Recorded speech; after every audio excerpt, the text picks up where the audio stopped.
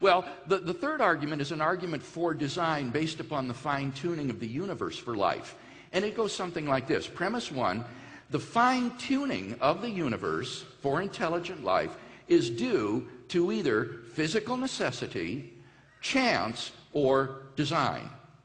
Second premise is it is not due to physical necessity or to chance, from which it follows logically, three, therefore, it is due to design. So explain number two. In other words, the universe doesn't have to be beautiful and ordered. Was that what that number two is? That's correct. What scientists have discovered is that from the very moment of the Big Bang, the universe was fine-tuned with literally an incomprehensible precision and delicacy for the existence of intelligent life, such that if these constants or quantities had been altered by less than a hair's breadth, life would have been impossible, and there would be no life of any sort throughout the entire cosmos. And the question is, how do you best explain this appearance of design? Well, physical necessity would say the universe has to be that way. It must be finely tuned. But that is extraordinarily implausible because you see these finely tuned constants and quantities that we're talking about are independent of the laws of nature. They are not determined by nature's laws.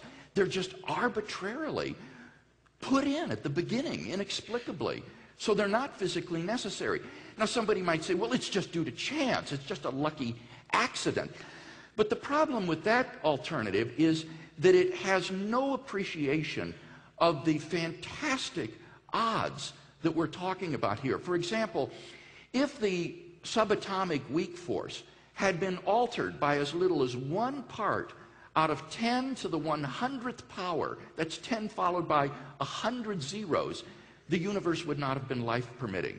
And there are a dozen or more of these kinds of constants and quantities, all of which have to fall into this exquisitely narrow range of life-permitting values in order for the universe to be life-permitting. So that the idea that this happened just by chance is just infinitesimally probable. In fact, I think non-believing statisticians and philosophers have said there hasn't been enough time in that 13.7 billion years for that type of chance to bring about the kind of order that we're seeing. Right. I mean, to give you an idea of the numbers we're talking about, there have been only around 10 to the 17th power seconds in the history of the universe.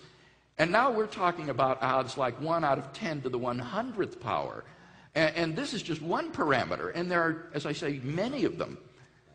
So in this conversation, the argument from order is what you think is one of the strongest arguments for the existence of an intelligent designer of some kind. Yes, and it's not just I who think this. This is something that has become really all the rage in current cosmology, this subject of the fine-tuning of the universe. And scientists are baffled by this, and those who want to resist design as the best explanation are frankly adopting fantastic metaphysical hypotheses to avoid this. Well, one of the things they've come to is they say, okay, our universe isn't old enough to explain this, so they go to the multi-universe theory. Exactly. And explain the multi-universe theory very quickly. Okay, the idea here is basically this. If the odds are too small that in one throw of the dice you would get a certain result, then what you postulate is many throws of the dice. The more times you throw the dice, the better your odds of getting a certain result. So,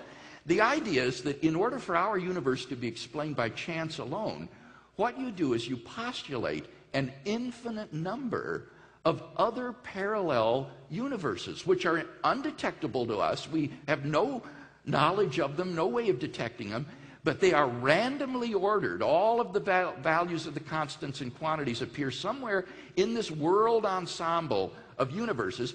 And so, by chance alone, somewhere in the world ensemble, a finely tuned universe like ours would exist. And I think it is a compliment to the power of this design argument that otherwise sober scientists would resort to metaphysical hypotheses of this sort simply in order to avoid a divine design.